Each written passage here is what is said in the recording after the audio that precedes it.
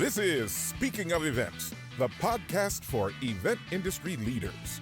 We bring together innovators, strategic rock stars, and visionary creatives to talk all about events, industry trends, and anything in between. And speaking of events, here is your host, Kerri Garbis. Microsoft has been one of Ovation, my company's clients, since almost day one. I had been introduced through a friend of a colleague to somebody that was the content manager for one of the conferences a good 10 years ago. And they were looking to shake things up in terms of speaker training. So we met, we had a conversation on the phone, and then I sent them some ideas and they said, great, let's talk about this. Let's put this together in a scope of work. And I said, wonderful, I'll come out and see you in person. I mean, I had just started the company and I was hungry for a marquee client like Microsoft. And so I flew out to not Seattle, Fargo, North Dakota, because that's where they were based at the time, the content manager. And I am all excited to go on campus and meet them. And I get dressed up in a full suit because that's what people do when you go to a business meeting. You get dressed up, heels, suit, jacket. I go there. It's early fall and I check in with security and I see everybody who works there walking around behind the security desk and realizing that I am completely 100%, like a million times overdressed. Everybody was in shorts, hoodies, flip-flops. I was mortified. I had no idea what to do. It's not like I had a quick change in my car. I couldn't do, and I decided to own it. And I confidently walked through the door, met with them in a suit, closed the deal, and realized that maybe I should probably ask somebody who works with the company prior to me arriving what the typical dress is. So that was an early lesson for me in terms of professional presence. That's so funny. Like I was rooting for you. I was so glad you did exactly what you did. But like, so I'm constantly overdressed at Microsoft, 100% of the time, and I love it because it puts people off balance a little bit, right? And so I think but it's who I am, it's who you are, right? It's like, yes. And that's bringing your authentic self to work. And it should be completely fine. It's what you're comfortable in. Absolutely. Absolutely. I think had I known how casual it was, I may have taken it one step down from full suit. I would never show up. It's not in my brand to show up in shorts and flip-flops unless I'm going to the beach. So maybe Birkenstocks and socks. You would have gone there. No, not even close. I mean, I'm talking maybe like slacks and a cute top, similar to what I'm donning right now. However, apropos, it was a good lesson. And also it is so full circle that I finally have a guest on Speaking of Events from Microsoft. Obviously, an amazing dresser, also an amazing dancer, and reported to be a fabulous human. We'll see. So step it up, Bob. We have Bob Bejan, the corporate vice president at Microsoft. Welcome to Speaking of Events, Bob. What are you wearing? Who are you wearing, Bob? I have a shirt that was made for me, and I have a Gucci sweater on. You do. Yes, you do. You do. You're quite dapper. Thank you for joining me today, all the way from actual Seattle, where the real Microsoft. I shouldn't say that. I shouldn't say from the hub, right? The global hub of Microsoft. We have 126 offices around the world now, 200,000 employees. So we're a truly global company. That's for sure. Yes, well, that is for sure. So, Bob, my first question for you is, what is the one thing you wished more people knew about events? I'm torn because on one hand, I want to say, how complicated they are, and really what enormous effort and what a huge army of people it takes to make these things happen. But really, I think the bigger part of me wants to say how cool they are. That's what people don't understand. And I think what makes them cool is, and incredibly compelling, is the fact that when you're doing events in the corporate world, the reason the event is happening is because something incredibly important in the company is happening. You're announcing a product, or you're making news in some way, or you're trying to motivate your sales organization to achieve the goals you've had for the coming year, or, all of these different things. But every one of them are like, kind of inflection points in a company where everybody's focused on it. And it is very important that it goes well. And the most senior people in the company are always involved. And so it makes it so that you're kind of in the center of everything. And so if you're somebody that likes to learn or discover or understand new concepts, or really kind of be able to kind of, with a wide variety, have kind of a different, difficult, challenging, complicated problem to solve daily, events are an amazing place to kind of get all of those buttons pushed in kind of your makeup. That's what you're into. Yeah, absolutely. So cool, complicated, and compelling. Wow. Which word? Alliteration. That's pretty good. Yes. Yeah. When you said it. You said it. So which one are you? Are you cool? Are you complicated? Or are you compelling? My Facebook kind of tagline is relentlessly difficult to categorize. So that's what. Oh, I like that. Yes, absolutely. All right, Bob, I have 12 words for you. Are you ready? I'm ready. Okay, here they are. 12. Here you come. Corporate Vice President, Global Events, Production Studios, and Marketing Community at Microsoft. That's 12 words. Yeah, and it's weird because it has to wrap around my card like it's dopey. It does. Yes. And it's not even a cool, we can't even make a cool word out of the first letters. There's no acronym. Nope. So that indeed, Corporate Vice President, Global Events, Production Studios, and Marketing Community of Microsoft is your, thank you, I rehearsed, is your title. So what actually do you do? Sure, that's good. So it's exactly. It can be thought of three parts, and they are strangely, even though they're very different, and it's easy to kind of like, how are these things together? And the more you think about them and the way they work and the way they express themselves, they actually work quite well together. The first one is, kind of our events business, and in that way, I'm the team I work with and lead is responsible for global events worldwide at Microsoft. So all of those events, experiences, whether we're launching products or doing press conferences or motivating our sales organization or participating in third-party events around the world, industry and thought leadership events, that's us doing it. And so it's just this big show-making machine, which is, really fun. And it has, and for the last 2.5 years, against the backdrop of extraordinary tragedy, we've been able to kind of reinvent events. We've created this, kind of new interactive television hybrid thing that is also very interesting. So that's one part, the events business. The second thing is that at Microsoft, we're very fortunate that 25 years ago, with great forethought, we built a multi-sound stage, multi-recording studio, studio facility, and that rivals any place in Hollywood I've ever worked or any place in New York I've ever worked. It's just amazing. We have 4 big sound stages and 2 recording studios with playing rooms, and you can do anything.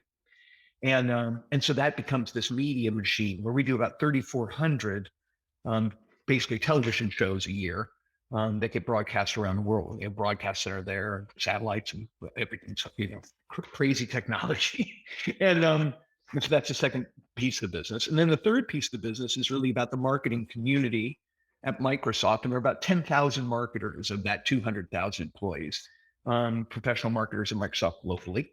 And this marketing, learning, and marketing communities group that I lead takes care of the kind of psychological well-being and the general, kind of dimensionality and professional growth of the marketing community at Microsoft, both from a professional development perspective, training, learning, that kind of thing, as well as a set of communities, ERGs, employee resource groups, that we run focused on, a bunch of different communities and aspects of the Microsoft marketing population. And so we take care of all that as well. So there it is. Probably that was a longer answer than you wanted, probably. Wait, no, my question is, that's it? Really, Bob? That's it?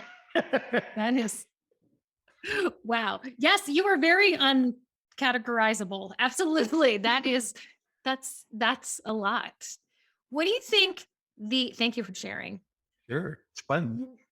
What are some of the lessons you got out of that came about maybe from the past 2 years? Anything come to mind? Yeah, I mean, like I guess this podcast is about 2 or 3 days long. I could kind of go on forever about it, Yeah, but I think we're maybe good. I know maybe more than anything, to me, it's about human resilience. Maybe I mean, without trying to sound too dramatic about it, but I mean, it's just to go through. The events industry just exploded, obviously, kind of on the 14th of March, and we were in the middle of the 20-city tour, for our technology product called Microsoft Ignite. We're in the middle of a 12-city tour for a business decision maker show that we called Envision. We were on our way to Mobile World Congress in Barcelona to do this big announcement with HoloLens and blah blah blah. Millions of dollars of production going out the door, and then all of a sudden, boom, gone, all of it stopping.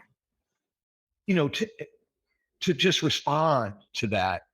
And just an interesting kind of thing for us is that we had actually been pitching an idea inside Microsoft to say, hey, our sales meeting, which we used to do in Las Vegas every year, 15,000 salespeople, but that only represented about 20% of the global sales force, right? So it was always this terrible kind of political war. Who gets to go? Who gets those tickets every year?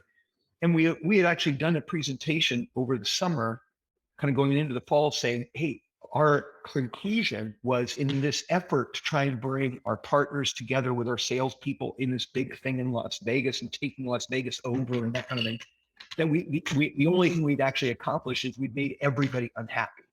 And it was actually a terrible, kind of attendee experience. Even though you could sit back as a brand, but look at that, we got 35,000 people here in Las Vegas, but it was terrible, right? There are buses all the time. So we pitched this idea of saying, hey, let's make a television show that is the kind of a digital core, and then gather, the salespeople regionally. And so we were just like laughed out of the room. Right? Like the sales leads at that time were like, are you crazy? Don't you understand? We've got to have the arena and it's got to be full. And then the pandemic hit, right? So we had this plan in our back pocket, and literally we had a presentation to the SLT, the senior management at Microsoft, on the kind of the third week of March, right after the lockdown happened. And so my boss, the chief marketing officer, Chris Capicella, he and I had a one-on-one earlier in that weekend, and I kind of pitched to him. I said, look, it's our chance. We could, because he and I had been plotting about this for a while. I'm like, we should just pitch this. And he goes, look, he goes, do you want to do it? Because you go ahead. And so I went in front of the SLT and we pitched this idea of like, hey, let's dump out of everything we could do live and just focus on trying to define what it means to build a digital experience that could be a different kind of event experience. And the SLT said, yeah, do it. And I'm looking at Chris is in the room, and I'm looking at him, and he's like, it's crazy. And that's what it gave us the impetus to kind of really go. But then to throw 110 people into a situation like that and go, okay, we're going to redefine ourselves. And guess what? In another 4 months, in 16 weeks when we get done, because we were like 16 weeks away from Build, which is a show we're going to do in 2 weeks now, third time. But it's like in 16 weeks, here's what's going to happen. We're going to have a sense of whether this can ever work or not. We'll have a kind of a sense of what we need in terms of a new kind of an organization. And in all likelihood, everybody's going to have a different job. So all hands on deck, so like drop whatever your title is. We tell you to do something. We just need you to do it, kind of a thing. And that's where I get back to it's like, okay, now what are you made of? Right. And then you really see what people are made of, and you really start to understand what people are capable of, right? If they choose to, and how much it has to do with that, and how much it has to do with, seeing things for what they are, and like facing the fear of all of that and the, kind of the ambiguity and the unknown, and still keep going. And then watch people kind of almost catch up with themselves, right? Because it's just such severe change management that to me is my biggest takeaway, because it really, you look at the people that are still standing in our organization, and there are many of them that are not there now, and or they're different. They're different people that have joined the team over the last 2 years. But all of them are very different in I think in the vast majority of ways, in a really good way, deeply. The experience, the transparency and trust between the people on this team, it's really transformative. Absolutely. That it has, you are right. It has changed people. I've seen it in varying ways. Lots of business leaders being more transparent, that people coming to large self-realizations because they either stepped off the wheel that they were on or were forced off. Right. And yeah, was there a big transformation for you, do you think? Oh, for sure. I mean, look, I had to go, I mean, I think when you boil it down, I mean, it's no one time to think about it, but like, I grew up in an era of management and leadership, and that was much more about pointing out the thing you did wrong and ridiculing you for it, because if you did that enough, you'd never do it again. It's like bad dog training, right? You like in college coaches and, even that athletic coaches, I mean, that was the drill, right? And that was modern management when I entered the workforce, and I'm proud of it, right? I mean, I was an athlete in college, and and I was a dancer as well. But the same kind of hierarchical kind of thing, ballet teachers and stuff like that, incredibly ridiculed, the best ones, and so.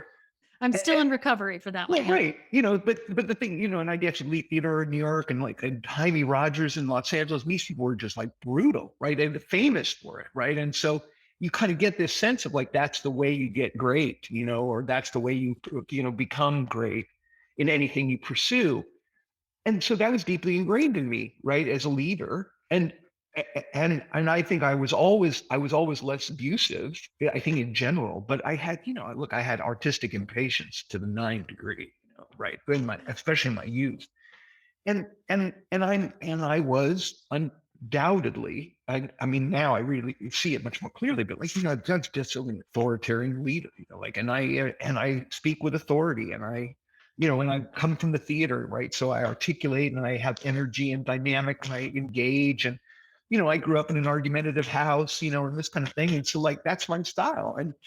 But that doesn't play, and it really doesn't play when you're in the middle of something as big and transformative as what we were just talking about a few minutes ago. And everybody's fraying on the edge because people are dying all over the place, and Black Lives Matter is happening, stuff like that. And it's like, it got to a point, right, where I'm like, and I know we have to get there, because if we don't get there, like, jobs are at stake and all this stuff. Because, at that time in 2020, agencies closing everywhere, people getting laid off, we get events teams getting laid off, whole cloth in other big technology companies, that kind of thing. So, there's this urgency of like, hey, if we fail, this is not going to work out for any of us, kind of thing. And anyway, the bottom line is that finally, it's like somebody goes, enough's enough, and calls HR, right? And it's like, you kind of go, okay, that's a wake up call.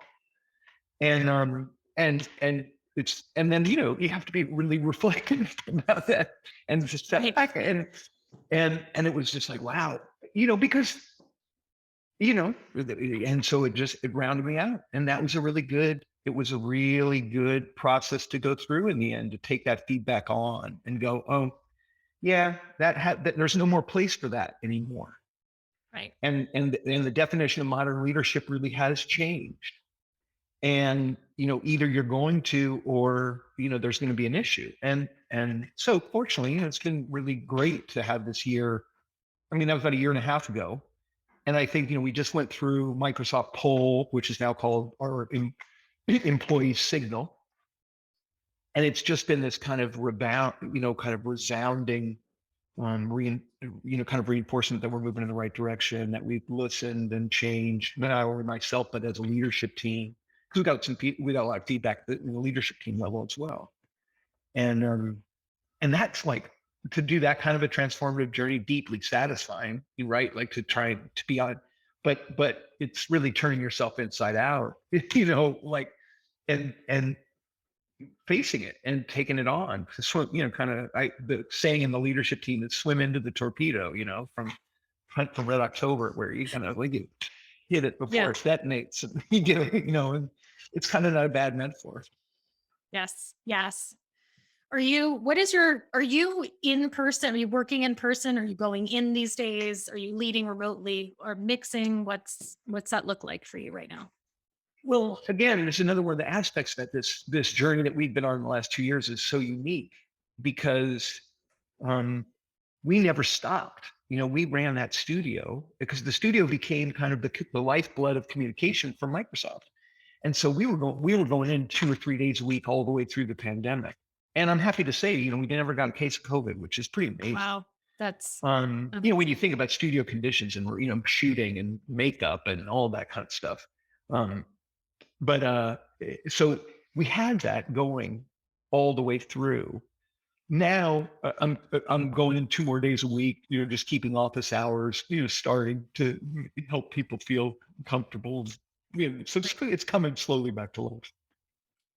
It certainly feels that way. Yeah. I think for me, I agree. Coming back to life is a good phrase for what's happening. I'd like to switch gears a bit. Good. And talk about speakers, because I'm obsessed. Yes. And you've certainly seen a number of them in your days at Microsoft and other industries, other companies. Do you have a speaker disaster story you would like to share? Oof. Or a show disaster? I'll tell you a show disaster that involves speakers as well. And twofer. Yeah, yes. Yeah. And so up until last summer, it was the high watermark of disasters. And it was 2000 and I want to say 6 or 7. It is the next to last. It was the last keynote speech from Bill Gates at CES, which he famously did for 8 or 9 years. And my agency was lucky enough to be involved with 8 of them. And so this was his last one at the old Hilton Hotel. Terrible dump of a place, but it did have the theater that Elvis played at, which is what made it attractive, I think, for CES. And so that we're on that stage, and for this last incredible celebration, we've got jam-packed fun-filled. There's like Xbox stuff, and we got Rock Johnson is coming out with that. That's awesome. And then we have Conan O'Brien as the host of the show. And, to do it with Bill, sidekick, and like, it's going great. And rehearsal was hysterical. And we've got all these amazing demos because, interactive television is really starting to take off and all this stuff is happening. And so rehearsal goes great. Conan's a joy to work with. It's all good. We go to dinner. Everything's fine. We come back. Everybody's getting makeup. Like, there's a buzz backstage. We're excited. The place is packed. And house lights go down. And the house lights go down. And all of a sudden, I hear the stage manager go, "And what is that beeping?" And all of a sudden, you hear this beep, beep. And what is that beeping? And then somebody, a stagehand goes, "It's the battery." And it's like someone literally had kicked out the plug on all of the stage electric. And it was running on backup battery power all through dinner. And the beeping was the battery going out. About to die. Oh my gosh. As we've hit the half lights. And it was when and this is when it becomes the high watermark. The stage manager panics and goes, "Go, go, go," and starts the opening video. And now we've got to reset all these computers. And, when you're doing demos of like technology that way, it's all so finicky. Like, to do a restart like that is absolutely guaranteed. Nothing. The entire show worked. Not a single demo. And oh dear. And thank God we had Conan O'Brien. I was going to say, right. He who can had a sing field all day, from- who had a field day. But, it was the most sickening, like, I want to throw up because you're just rooting for one. And then this woman from Southern Bell, who was a partner of Microsoft's at the time, who was installing the interactive television server that we were working on, comes out and does her demo, and that one worked. And she said, well, at least my demo worked. And the house comes down, like, of course, because it's just like, oh my God. And, just as nice, just like, in that innocent, like, oh, well, what a surprise. And, kind of thing. And it's just like, oh, horrific. Anyway, that's my best one. But then last summer, it was superseded by the 35 minutes of death, which was the first sales meeting that we did in the virtual world at the beginning of the pandemic. Microsoft Ready. We'd had the success of build like 8 weeks before. And so like, we're like triumphant about that. And we come into Ready, not cocky, but like, confident. And as the show is about to begin, and we'd had the week before we did the partner meeting, Inspire, and that had gone very, very well. And then as the show is about to begin, we lose connectivity on the broadcast completely, goes completely blank. And we cannot. It's giving me an anxiety attack just thinking about it. We cannot figure it out. And to like running around the studio, like, and when you're in a job like mine, all you could do is run around. You know what I mean? Like that's all you can do. And it's like checking in with everybody. Like, is there anything that you can do? And then about 15 minutes in, I'm like, I have to do it. I have to write this mail to all the SLT, going like, we're currently holding blah blah blah. Took 37 minutes, and then it went great. But God, the 37 minutes of death is now currently my high watermark for the most anxiety-ridden disaster. What was the audience seeing? Just not like a whole screen or nothing? Yeah, no. Well, the frame of the right. The log-on experience, so that what we call the digital venue, but the hero screen just blank. Yep. Just was something unplugged. I mean, basically, it's always something unplugged. Right. You know what I mean? Like that's what it is. It always is. It's always something unplugged. Yeah. Absolutely. Oh, okay. Yeah. Are you a little sweaty now? I do. I think I need a mild sedative now. Okay. Because you're telling the Conan O'Brien, Bill Gates story, and then saying that was the watermark until this summer or 2 years ago. And I'm like, all I was thinking during that story, I was paying attention, was also, well, what could have, and you're right, 37 minutes of death would have done it for sure. Oh God. And I have to say, I mean, for years, like in production, in shows and rehearsal or something, tech shows and things would go wrong, like over the column, that would be my line. Be like, What is that beeping? Because it would conjure such a terrible memory for everyone. Yeah. That's amazing. Thank you. Thank you so much for sharing those. And speaking of 37 minutes of death, I think we'll rank higher in this podcast. So thank you. So you talked about, you did college sports and you did a unique college sport, actually, from what I read. True. So very fortunate that I got to be able to pull this off, but I was a theater major and a Division I college athlete, which it was great that my coach and my department chair allowed me to do it. But I was a full ride scholarship for water polo and swimming. Yeah. Well, that is unique for sure. Absolutely. And then, you also got your BA in theater. Mm-hmm.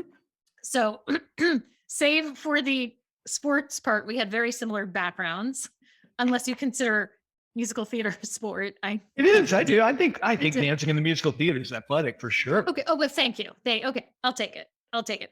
So can you take us on a quick journey from BA theater water polo to here we are with 12 words in our title at Microsoft?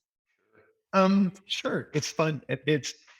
I've been very fortunate to have a pretty eclectic career.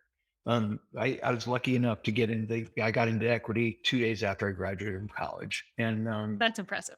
But a total freak. It's like just one of these things, like it's one of these stories. But I got into equity. I worked. I would like you to know that this is today, because we're recording on actually, it's actually tomorrow. It's Cinco de Mayo. Yes. Tomorrow is my equity anniversary. Congratulations. Thank you. It's a noble union. And so anyway, I got in. I worked as a musical theater performer for 5 years. It was great. I mean, I loved every minute of it. It really was really fun. But but and I Yes. wanted more. I understand. Because if you're a creative person, like if you're creative, right? It's the same thing. Like it's like playing an orchestra. Being a performer is about interpretation of work for the most part, and getting rejected. And that's the life. And it's fun, especially if you're working, but there's not a lot of control, and there's not a lot of, there's not a lot of outlet other than the approved interpretation through a director. And so I started writing a musical, and when I finished it, it got a workshop production in New York. And my writing partner and I think were smart at the time. And we, in addition to praying that we would get it moved to Broadway, wrote every creative director at advertising agencies and production companies all over the city and got them to come to the workshop. And it produced an enormous amount of work for us. And it really, it started a company for us, and it made us a lot of money. It was really fun. And so we we were a creative duo, and we worked freelance for everyone in New York and Chicago. And we wrote just like tons of songs and tons of shows and tons of proposals. And it's just like, writing hundreds of pages of stuff a week. And it was a great apprenticeship that paid really well. And that led to us kind of getting this opportunity to work with the Teenage Mutant Ninja Turtles right before they hit it really big. And we wrote a show for them, and an album of songs for them. And it got produced, and it toured the world for 2.5 years. And we had 4 companies touring the world. And it was a freaking unbelievable ride, and I was 29, I was 29. It was really an amazing journey. And I was partnered with a guy by the name of Steven Lieber, who is a legend in the music business, invented arena rock in America. And I sat on the other side of his desk for that whole production period, like while we ran that whole thing, because I was his producing partner. I didn't give up. We didn't give up anything. And so we co-produced together, in addition to my writing partner and I being the creative team that did it all. And that was an incredible learning about business and what negotiations really were, and how angry people could get at people and still do business. Like I just couldn't fathom it until I sat with him for that time. And so then that gave me a little bit of money to invest in stuff. And I started to get involved with, interactivity and virtual reality. And I made an investment in it really early, in 1991, in a virtual reality company. But it taught me a lot about technology. And the Turtles had taught me a lot about technology, because we needed a show control that would work with the audio and the heads and everything, because they were actors, but the heads were animated, so they looked like the movie. And so then I got involved with that, and it was ahead of its time. But it was really interesting, this notion of interactive storytelling and that kind of thing, which we were screwing around with in this virtual reality company. And it led to this idea of Interfilm, which is an interactive motion picture game where an audience could control the outcome of a movie with pistol grips. They're voting, just very simple interactivity, polling for branching narrative. But at the time, there was great concern in the movie business that the theaters, multiplexes were going to not be utilized enough, and they were looking for alternative uses for their screens. And so this idea fit the bill, and it was a computer joined to 5 laser disc players that controlled 2 hours of film, that you paid a movie ticket price, and you got to play the game 3 times. And so you could see that the audience, the movie would turn out differently. And it was novelty, but it's an interesting, I mean, it's like, I still find it an interesting idea, but we made a movie, raised the money, made a movie, opened in New York at Lowe's 19th Street. And it made headlines. So the Today Show put us on, and we made the front page of the New York Times, the LA Times. And then Sony Pictures gave us a 5-picture deal, and then committed to distribution in 25 of their theaters. They owned Lowe's theaters at the time. So It was great. So we made 3 pictures. We took the company public, raised a bunch of money. We built 100 theaters in the United States. It was extraordinary. It was ahead of its time. Sure.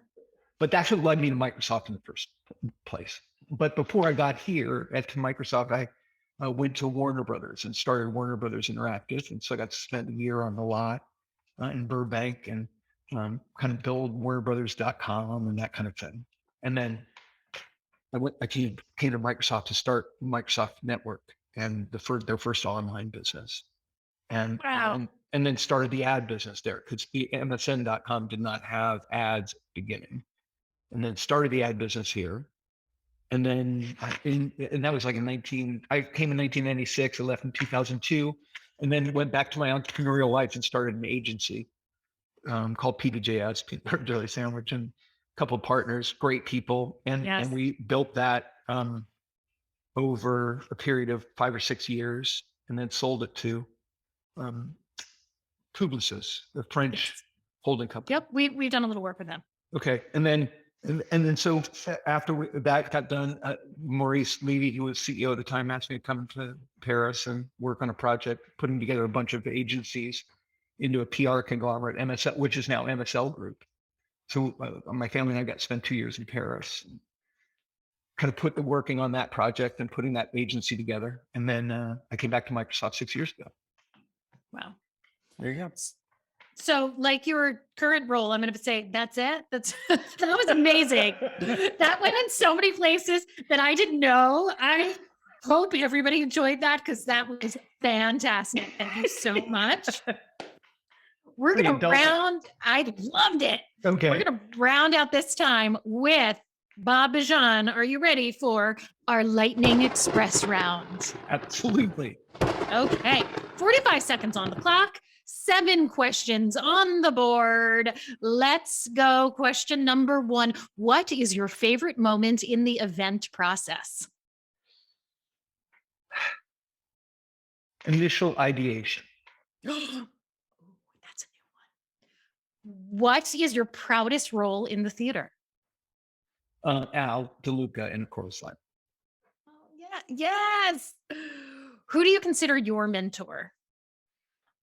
Karen Bradley, my dance teacher from college.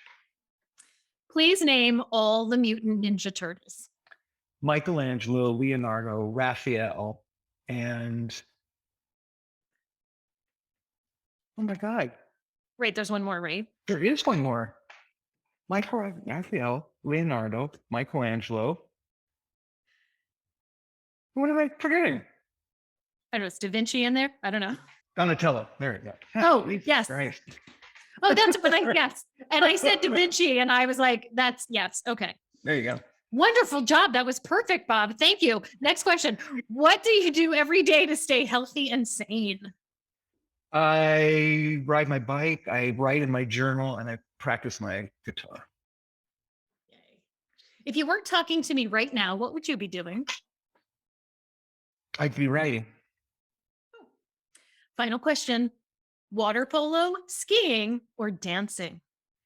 Oh, that's a tie. I will not pick. I think that is excellent. And that is the theme for the podcast because all the things you're like, I'm undefinable. And here's 17 things. Absolutely. Congratulations, Bob and Jean. You have made it through the Lightning Express round. Woohoo! That you did it. You did it. You did it. Hey, Bob Bejan, with 12 words in your title, where can people find you if they would like to connect? On LinkedIn, Bob Bejan at LinkedIn, B Bejan. Yep, we will post it. And my handle is B Bejan everywhere in the internet, so it's very easy to find. Just go to the internet, everybody, and find B Bejan. Absolutely. Thank you so much for taking time with me this morning. This was a delight. I've learned so much. I'm extremely inspired. And what a wonderful honor to have you on Speaking of Events. Thank you so much. It was a great pleasure being with you, Ms. Garbis. Well, thank you. And remember, if you like events, if you love events, even if you loathe events, Tell someone about this podcast. Give us a rating, like a 5-star. I don't need any words. I don't care.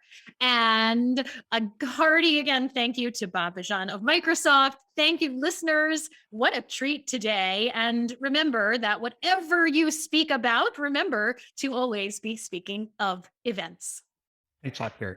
Speaking of Events is sponsored by Ovation, the gold standard for professional presence and speaker development training, helping everyone get prepared, get confident, and get Ovation.